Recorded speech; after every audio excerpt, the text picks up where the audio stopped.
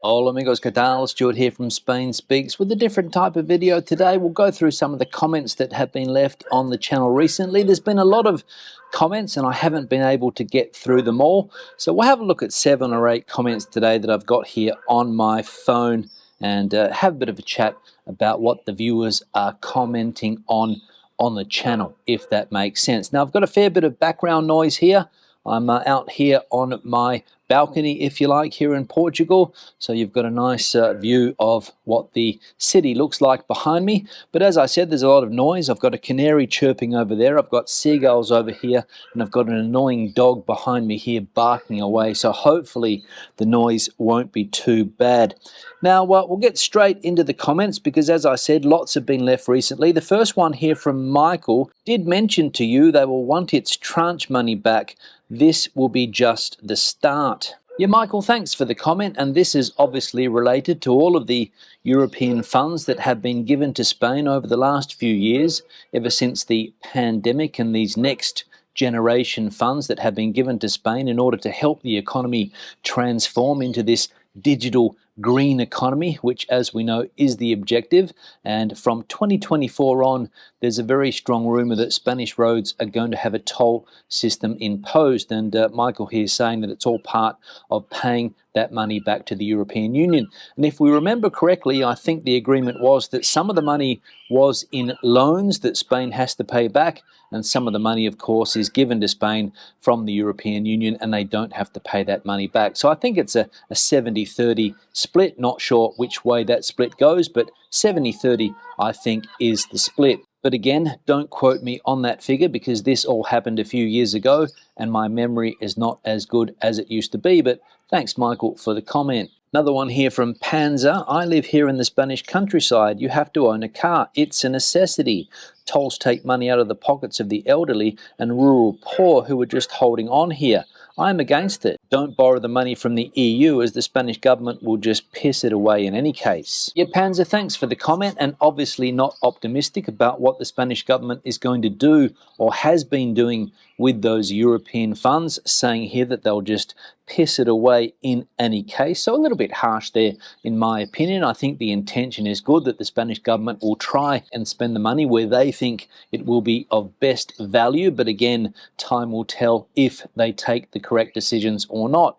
As I said a couple of minutes ago, it's all about this green transition and also this digital transition. Lots of money has been thrown at companies to become digital, to digitalize their way of working. So that's where a lot of money's gone. And also a lot of money, as I said, for this green transformation to get more green energy into Spanish households, people putting solar panels on their roofs. And if you have a look behind me here, you'll notice that here in Portugal, or at least this part of Portugal, you won't see too many solar panels on the roofs because maybe there hasn't been the same incentives here as there has been in Spain for people to get that type of energy on top of their houses. And when it comes to the other thing that you mentioned here, if you live in rural Spain, you will need to own a car. Most likely, yes, that is the case because you are away from the center of a city. You have to get in to the center of town, center of a city to do all of the things that you need to do, maybe even to go to a pharmacy, to do the shopping sometimes if you are quite remote. And yes, you do need to use a car, but I don't think the tolls are going to be on that type of road. I think they're just going to be on the main road system, the motorway system, and what the government considers to be the most important roads in the country, not necessarily secondary roads, which I imagine people in towns, small villages use more than the motorways. I could be wrong, but let me know if I am in any case. One here from Joe Blogs. You don't need left or right. What the country needs, or any other country for that matter, is just someone with an ounce of common sense and maybe a bit of business acumen and somebody who is not corrupt. The country can then go forward. Otherwise, it's the same story over and over. Worryingly right now, what we are seeing the world over are incompetent governments whose citizens are getting fed up only to vote in the opposition that isn't qualified or is just as bad or more so, just to get the government that they are fed up with out. Yeah, Joe, thanks for the comment, and you're right, we do seem to be lacking politicians with common sense, not only here in Spain, but around the world in general, and I don't know what the reason for that is. Maybe common sense isn't as common as we would like it to be. Maybe that is the case, not sure. And as far as politicians with a bit of business nous is concerned, we don't get too many of them either. In fact, we don't get any politicians with business nous because a lot of them haven't worked in business. They join political parties straight out of university, which is the case of most politicians in Spain, and they have been towing the party line their whole professional life, haven't worked outside the political party. Maybe they've worked in some type of think tank or some type of foundation. That could be the case.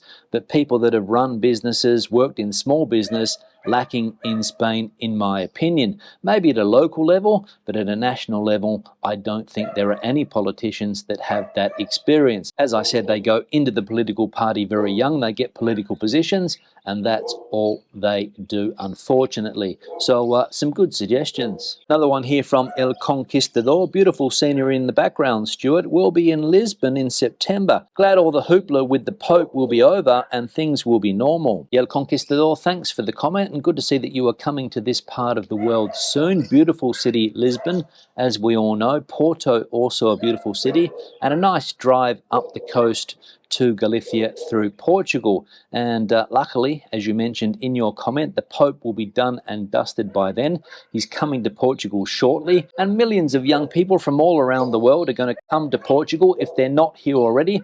I've seen quite a lot of youth groups walking around, and they're all going to be in Lisbon and then heading up to Fatima to also see what the Pope has to say. And I mentioned a couple of weeks ago that last week I think the Portuguese-Spanish border has had controls put back on it. The Portuguese are controlling the border and not easy for people to get across. And I read yesterday that some 17 people have been arrested trying to cross that border, obviously doing illegal things, crossing that border from Spain into Portugal or Portugal into Spain, and getting caught with those border patrols, which are normally not there. Another one here from Stevie Boy. Is there a separate road tax in Spain for your vehicle? Yes, Stevie Boy, thanks for the comment. And yes, there is a separate tax for your vehicle in Spain. You pay a local vehicle tax.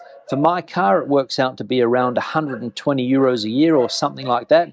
You pay in two quotas. You pay one in the first 6 months and another one in the second 6 months. And it works out, as I said, to be around 120. It depends on the type of vehicle you've got, the amount of horsepower the vehicle has. The smaller the motor, the less you pay. The bigger the motor, the more you pay. So that's what you have to pay in Spain to own a car, on top of your insurance. And also, if your car is over a certain age, you have to get it passed over the pits, get an MOT every 2 years or every 1 year, depending on the age of the vehicle. So that's what you pay to own a car in Spain. Another one here from Stevo. I'm sure Mia is enjoying the cooler weather in Portugal. Yes, Stevo, thanks for the comment. And absolutely, Mia is the happiest dog in the world. Coming from Madrid, where the temperatures were over 35 degrees Celsius, to here, where it doesn't get above 22, 23 degrees Celsius, and she's able to sleep in her bed every night rather than looking for a cold place on the tiles to sleep, which is what she does in Madrid, unfortunately. So those hot nighttime temperatures that you get in Madrid, not a problem here, and everybody sleeps very, very well, especially Mia, who's sitting over there. Now, you probably noticed that I've come inside because somebody decided to start a lawnmower behind me, so I had birds, dogs, and now a lawnmower. So the noise here, absolutely terrible. So keep that in mind should you be considering a move to a country like this, where you've got very inconsiderate neighbours. And the final one here from Maria, Valencian language, it's Catalan, FFS, with a Valencian accent, but it's Catalan. Yeah, Maria, thanks for the comment, but can you explain to me what FFS means, please? I haven't seen that one before. But regarding your comment about the Valencian language, it does exist. People in the Valencian community call it Valenciano. They don't call it Catalan. So for them, it's Valenciano. And it is very similar to Catalonian. You are correct. But as I said, people in Valencia like to think that they have their own language, and people in the Balearic Islands like to think they have their own language. And they don't want that Catalonian dominance, I don't think. But maybe you're from Catalonia and you think that it is your language that has extended and all part of the great nation of Catalonia. Most likely that is what you think. But if I'm wrong, please let me know in the comment section below. On that note, I'm going to wrap this video up. A different video, as I said. I'm going to apologize again for the noise, a bit noisy outside, but hopefully in post I can get rid of some of that annoying dog barking. Let's see. Questions and comments, please leave them in the section below. Debate the video out as you normally do. Give it a thumbs up if you liked it, thumbs down if you didn't. I'll see you in the next one. Hasta luego, from a noisy Peniche.